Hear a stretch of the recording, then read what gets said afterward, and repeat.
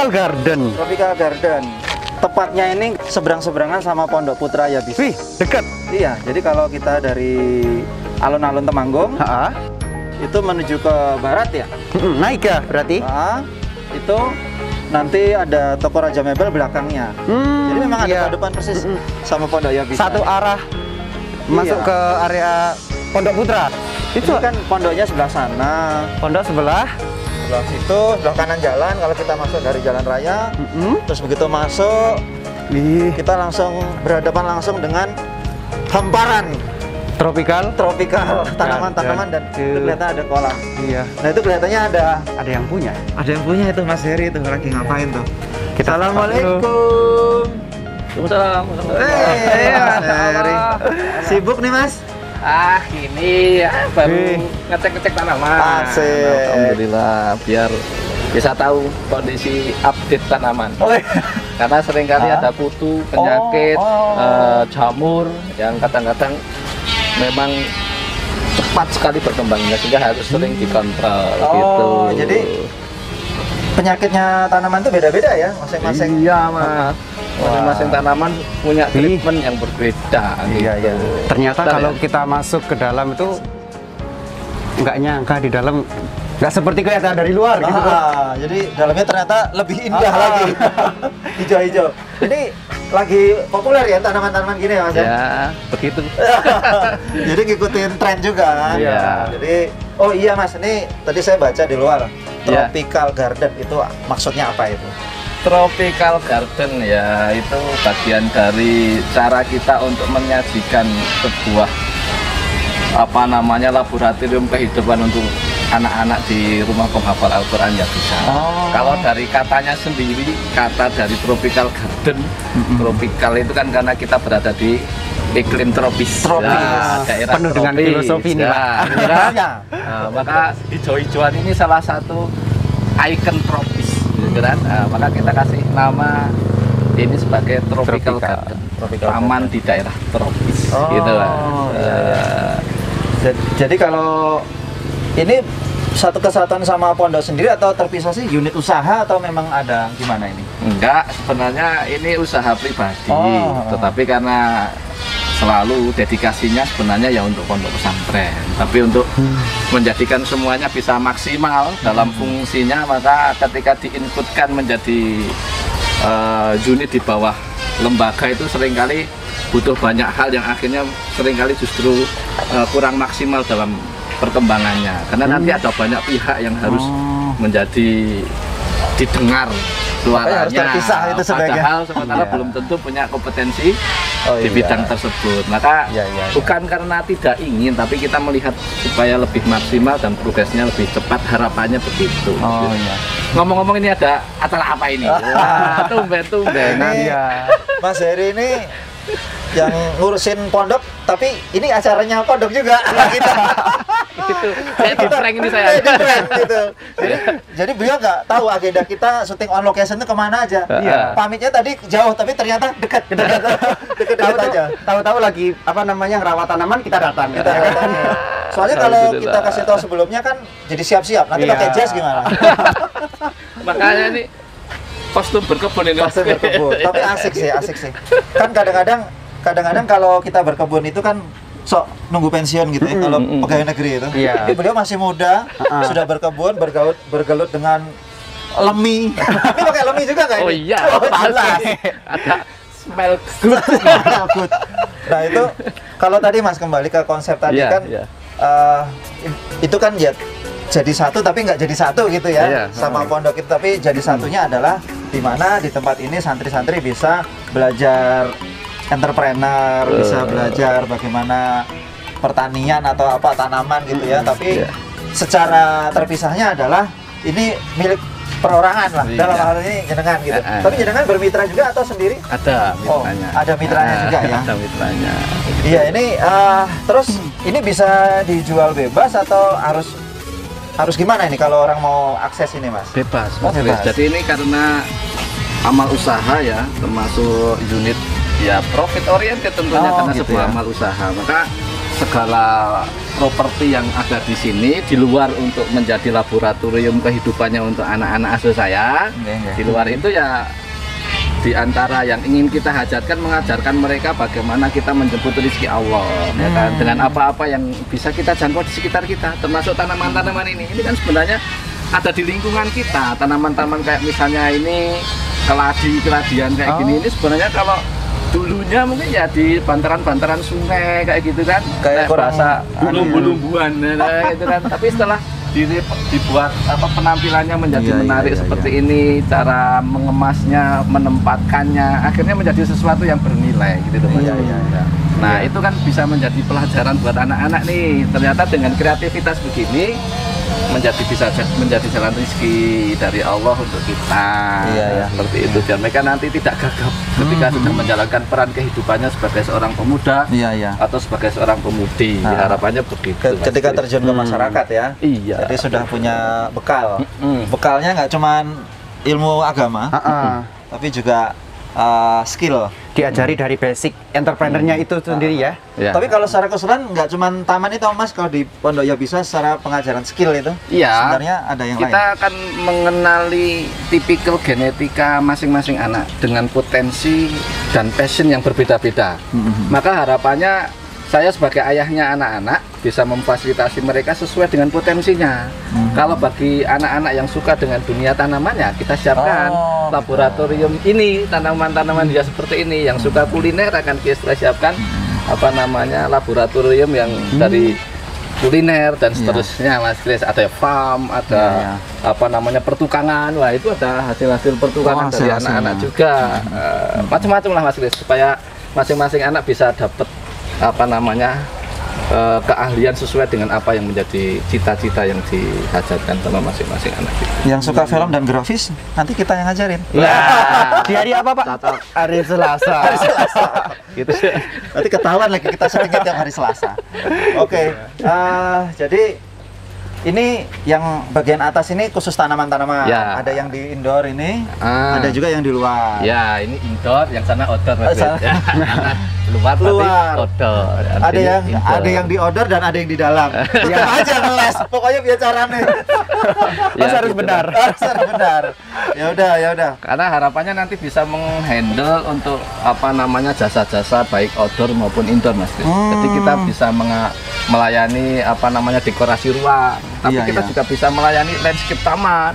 Kita bisa menerima jasa untuk pembuatan taman di rumah atau taman di sebuah gedung atau taman di sebuah perumahan seperti itu. Sudah kita includekan tanaman-tanaman hias outdoor yang sudah kita persiapkan. Nanti spesifikasinya disesuaikan dengan harga yang diminta gitu Mas Kris. Nah, kalau di sini ada kolam nanti juga arahnya ke situ. Bisa untuk sekalian pesan kolamnya, sekalian pesan gazebo-nya seperti itu Mas Kris. Ini kalau saya pernah lewat sini beberapa lama itu belum ada ya, ini kelihatannya baru ya Mas ya? Baru sekali dan bahkan ini belum launching. Oh malah belum. Ini masih pra-launching, baru persiapan. Tapi sudah melibatkan santri sebagai pelaksana lapangan dari awal, dari mulai meriset, dari mulai menyiapkan tempat itu santri sudah kita libatkan. Karena memang harapannya mereka paham dari awal hingga akhir atau dari A sampai Z-nya untuk memulai sebuah usaha gitu Mas. Iya. Ini kalau lihat-lihat produk bunganya itu ada banyak varietas ya. Variasinya banyak. Ini mungkin yang lagi tren, mungkin Mas Heri ini lihat peluang pasarnya. Lagi tren apa? Iya. Kalau tren tanaman hias itu sebenarnya selalu berputar ya. Jadi kita memang sebenarnya kita siapkan macam-macam varian kayak gini supaya kita nggak terpaku kepada tren seperti itu. Manapun yang baru menjadi tren kita punya.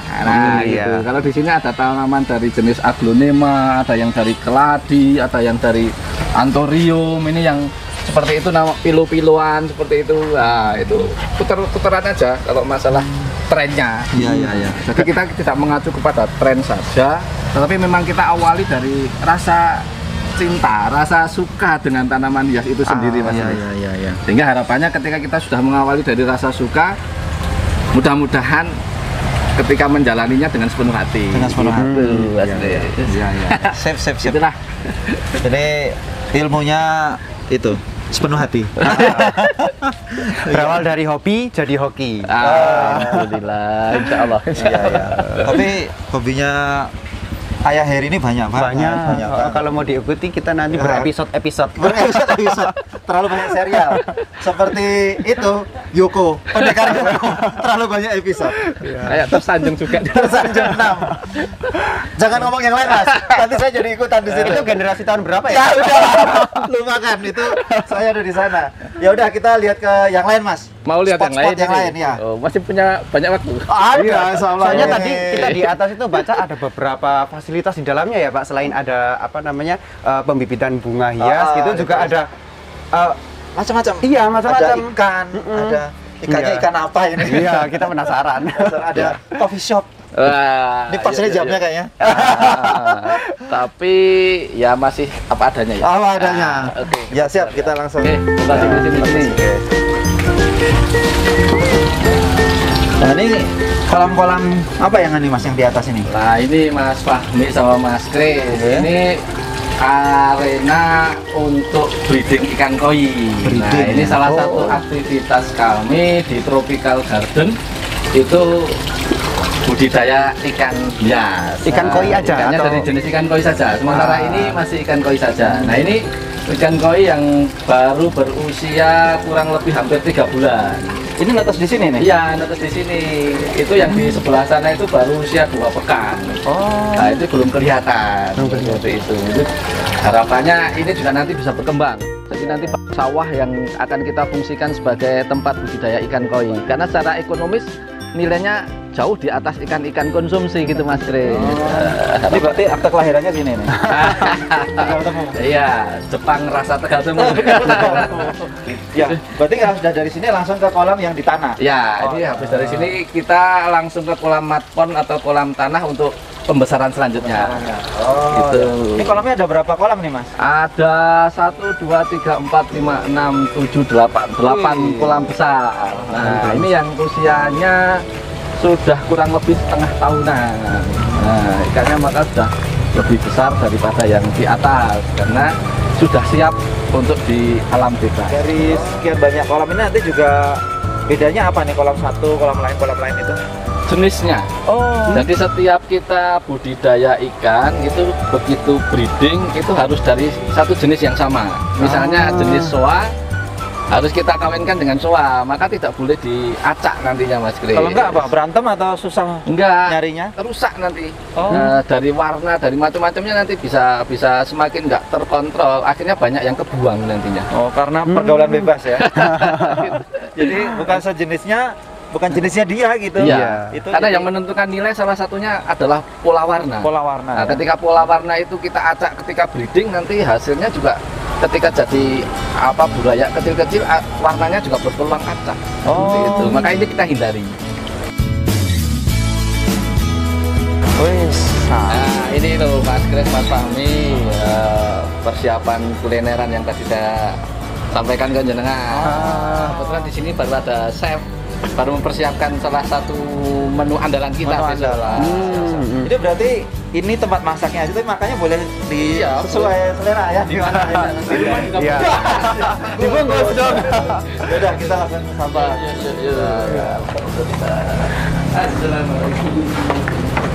Waalaikumsalam warahmatullahi wabarakatuh. Ini Mas Kris, kita baru persiapan salah satu menu andalan kita, Chef Ades sebagai chef andalan kita untuk bebek. Oh, khususan bebek. Kok namanya kayak asing gitu, Ades kayak logat mana gitu? Bukan daerah sini. Kita tanya aja.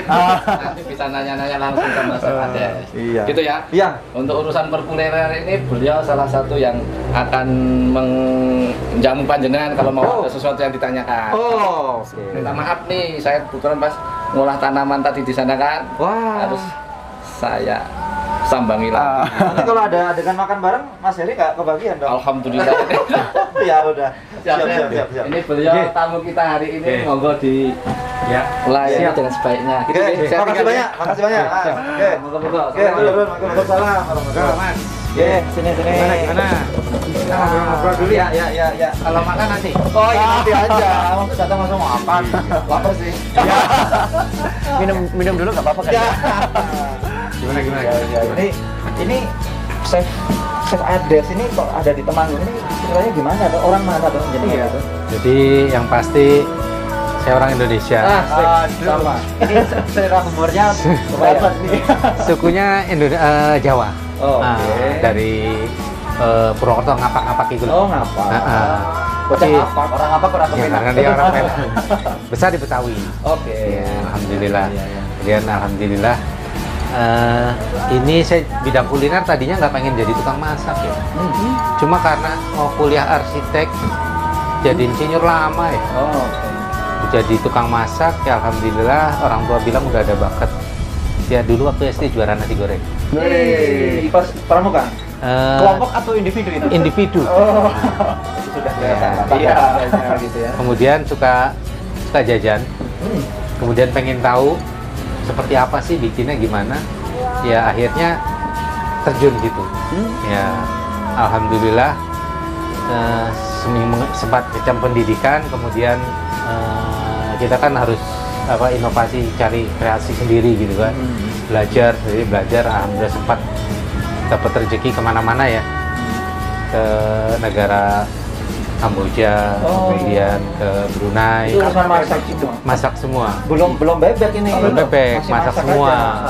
Terus sempat lama di Middle East, di negara Oman. Di sana kebetulan juga, di sana belajar juga masakan Asia, Indonesia. Ternyata masakan Asia itu sangat populer di sana ya. Nah kembali ke Karena berani bumbu apa gimana tuh? khasnya memang karena bumbunya kuat ya. Bumbunya kuat ya. Nah kemudian kembali ke Indonesia, mencari job lagi di Indonesia. Ya kalau saya sedikit cerita, saya dapat cobaan di situ. Wah. Nah, Belum Boleh nyobain nggak? Oh, jangan. beda itu bukan cobaan yang beda. itu. Bukan tester ini. Bukan tester. Nah di situ alhamdulillah Allah tetap kasih rezeki saya. Saya sempat keluar dari dunia kuliner. Maksudnya aktivitas kuliner yang yang tidak sesuai dengan hati nurani saya ya, sama syariat. Kemudian akhirnya ketemulah di sini saya coba-coba bebek. Karena saya lihat banyak hidangan bebek tapi monoton, banyak kan bebek bakar, bebek goreng. Ya. Itu berarti belum lama ke hijrahnya gitu. Kalau hijrahnya udah sampai hampir 1, 2, 3, 4 tahun. 4 tahun. Ya alhamdulillah Allah masih sayang, masih dijewer gitu kan. Ya. Biasa akibat lupa sama Allah, terlalu percaya diri sendiri kan. Nah, ternyata itu nggak boleh. Ya, kemudian hijrah ke sini, dan sekarang menekuni usaha bebek ini. Ya, di samping itu juga Maksudnya hijrah ke sini tadi apa? hijrah ke keluar dari dunia kuliner yang tanda kutip banyak barang subhat dan haram. Tapi memang kadang-kadang enaknya di situ ya. Nah, enggak juga, ada gimana? Jadi kalau enak kan relatif ya. Tapi ternyata bisa juga kita tanpa itu juga bisa enak. Gitu loh. Kembali ke kita masing-masing aja. Nah, karena di Indonesia kan dulu banyak makanan Eropa. Kalau makanan Eropa bisa dikatakan banyak gak halalnya. Kadang saya suka sedih kalau lihat Muslim ke Eropa gitu kan, ya dengan santainya masuk restoran sini. Enggak, saya nggak makan babi karena prinsipnya mereka babi itu yang haram.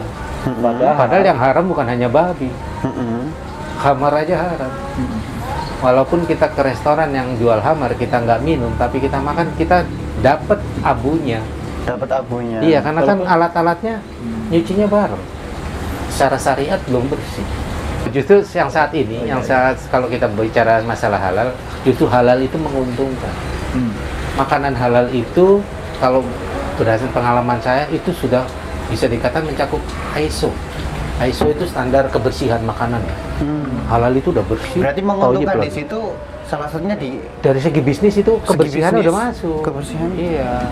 Karena kebersihan itu ternyata ya balik lagi. Islam udah ngajarin. Iya. Gitu. Bagian dari iman. Cuman orang-orang sana aja itu yang ngemas sehingga menarik seperti itu gitu. Ya. Nah, terus kembali ke bebek. Saya sempat usaha bebek ini di Jogja sama temen. Tapi ya memang ada jalannya, nggak lama. Akhirnya saya kembali ke Jakarta. Kembali ke Jakarta, kegiatan saya, alhamdulillah ada suatu yayasan besar, yayasan Islam besar di Indonesia. Ada program dari lembaga zakat. Ya, jadi dia bukan hanya ngasih makan tapi ngasih uang gitu kan, tapi ngasih ilmu. Dia buka kelas kuliner makanan halal.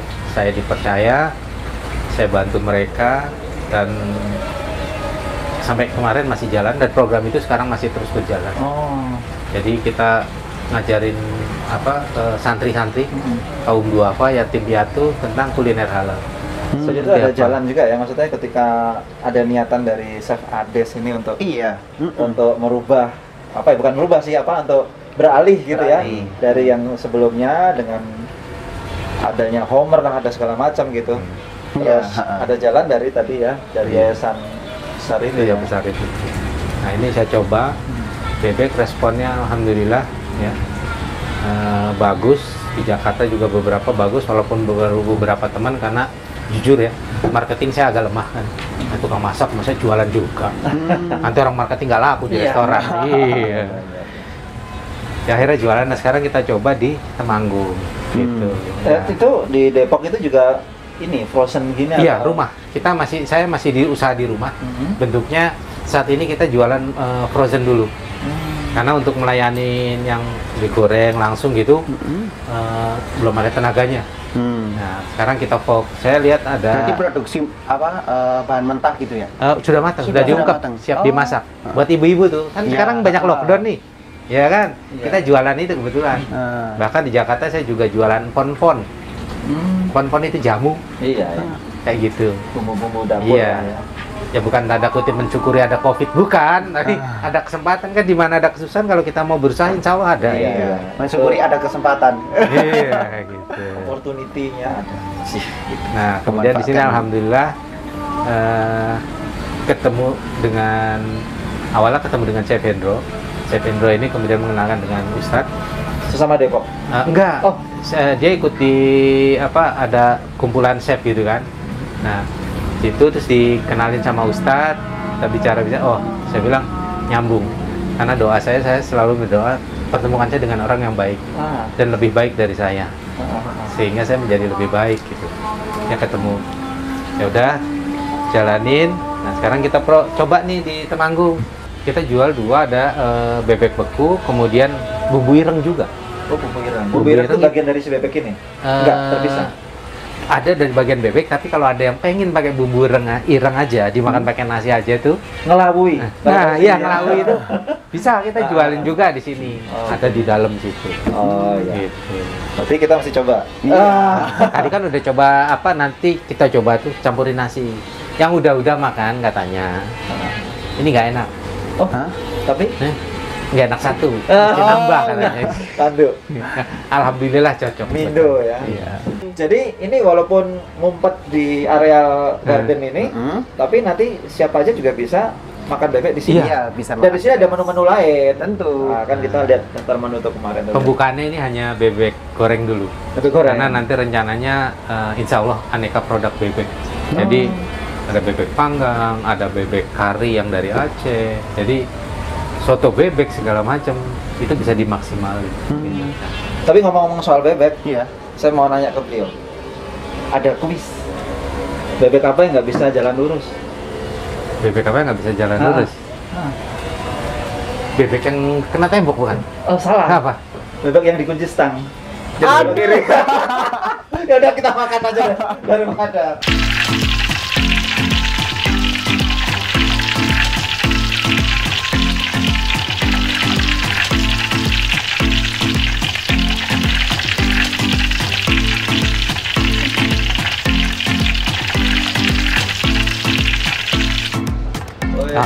Ini ya.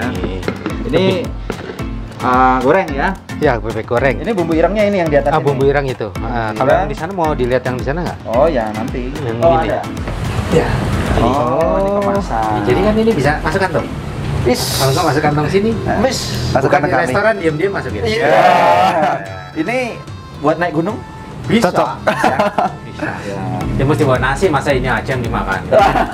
Nggak gado sambal. Ini bukan sambal ya? Enggak. Nggak ada pedes-pedesnya, gurih-gurih aja ya. Gurih-gurih. Oh, ini udah Insya Allah dikemas. cocok buat anak-anak. Dan ini sudah ini ya, sudah resmi gitu ya. Dan memang kayak gini nanti ya. Iya, seperti ini. Packagingnya seperti ini. Ya. Sudah ditester 3 bulan, insya Allah tahan. Asal di freezer. 3 bulan di kulkas. Kecuali udah habis duluan. Sehari habis. Iya itu. Ya udah, ini kombinasi yang komplit ini. Ada bebeknya, sambelnya sambal Sambal bawang. Ada hijau Ada juga. sambal hijau juga. Ini. Gitu. Tapi yang favorit sambal bawang sih. Sambal bawangnya. Sambal bawang kayak kosek gitu ya? Enggak juga, beda. Enggak. Oh, beda. Jadi kayak nggak tahu orang bilang katanya pedes. Ya sambal gitu. Oh, iya.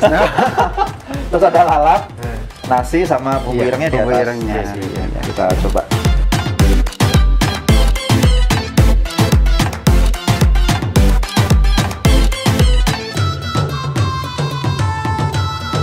Ini model Sumatera banget nih. Sambalnya udah di atasnya kayak di penyet. Bismillah. Mamamu udah cuci tangan belum? Udah dong. Ya wes, sudah. Karena Ini tadi bumbu hitam tadi ya. Karena Islam mengajarkan sebelum makan itu disunahkan cuci tangan dulu. Saya pengen nyobain sambal hitamnya, Pak. Itu di remet-remet itu di nasi itu. Di nasinya? Kirain dicocol. Bisa juga dicocol selera sih.